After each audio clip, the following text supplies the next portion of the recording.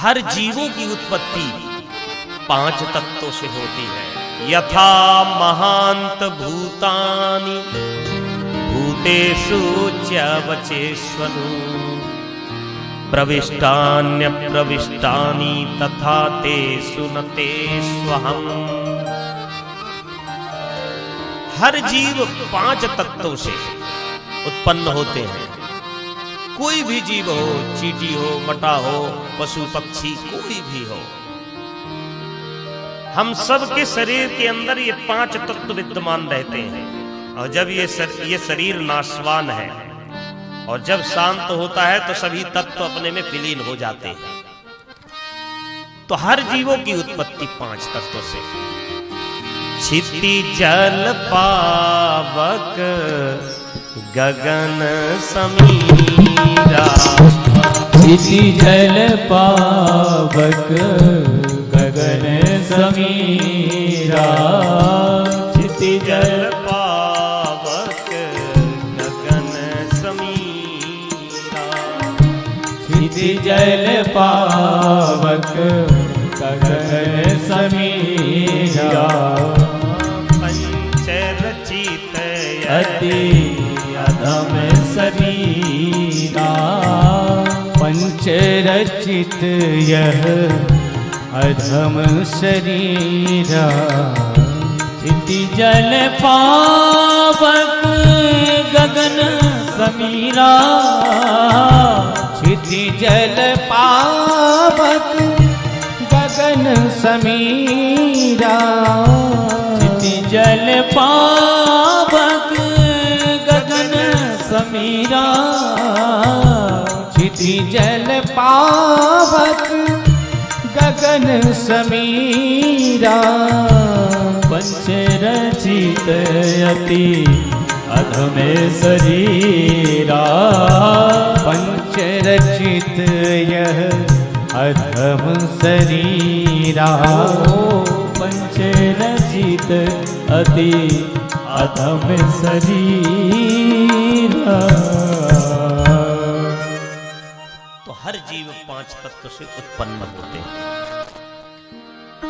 तो किसी भक्त ने प्रश्न कर दिया किसी संत से कि भगवान किसे मिलते हैं। तो किसी ने कहा भगवान उसे मिलते होंगे जो 10 बार स्नान करता है, उसे मिल जाते होंगे भगवान। किसी ने कहा नहीं नहीं, जिसकी उम्र ज्यादा हो जाती है उसे भगवान मिलते होंगे। किसी ने कहा नहीं नहीं, भगवान उसे मिलते हैं जो ज्यादा पढ़ लिख लेता है, जो बीएड पीएचडी कर लेता है, उसे भगवान मिलते होंगे। तो फिर कहा, एक ने कहा नहीं नहीं, भगवान उसे मिलते होंगे जिसका जन्म ऊंचे खानदान में हुआ। कहा नहीं, उसे भी नहीं मिलते। तो फिर उसे मिलते होंगे जो देखने में सुंदर है।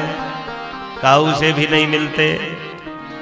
तो फिर उसे मिलते होंगे जिसके पास धन बहुत होता है, उसे मिलते होंगे। व्याधस्याचरणं ध्रुवस्य च वयो विद्या गजेन्द्रस्य का जातिर्विदुरस्य यादवपते रुद्रस्य किं पौरुषम् कुब्जायाः किं रूप तत्र मधिकम् किं तत्सुदाम्नो धनम् भक्त्या तुष्यति केवलं परमया भक्ति प्रियो माधवा। अगर भगवान 10 बार स्नान करने से मिलते हैं तो कोल भील जो जंगल में रहते थे, जब राम जी 14 वर्ष का वनवास प्राप्त किया तो फिर वो तो कभी स्नान ही नहीं करते थे, वो तो जंगल में पड़े रहते थे। तो भगवान ये नहीं देखते कि कौन 10 बार स्नान करता है, कौन नहीं करता। अरे मछली तो पानी के अंदर रहती है, उसे भगवान मिल जाते। तो भगवान 10 बार स्नान करने से नहीं मिलते। कोल भील जो कभी स्नान ही नहीं करते थे, भगवान ने छाती से लगाया था, उनके प्रेम को देखा, भक्ति को देखा। तो फिर जिसकी उम्र ज्यादा हो जाती है उसे मिलते हैं। बहुत लोग कहते हैं ना, अभी तो उम्र ही क्या है भक्ति करने की, अभी फिर करेंगे। याद रखना, जो बचपन में नहीं करता वो बुढ़ा होकर के कुछ नहीं कर सकता। जो ये सोचेगा कि नहीं जब रिटायरमेंट हो जाएंगे थोड़ा सा काम और हो जाए फिर करेंगे, भक्ति जब से प्रारंभ कर दो तभी शुभ मुहूर्त है। भक्ति करने की कोई उम्र नहीं होती।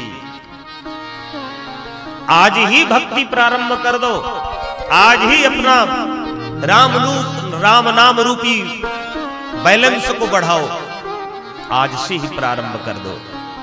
भक्ति करने का कोई मुहूर्त नहीं, जब इच्छा हो, जब मन हो, आज से ही, कल नहीं, आज नहीं, अभी प्रारंभ कर दिया जाए।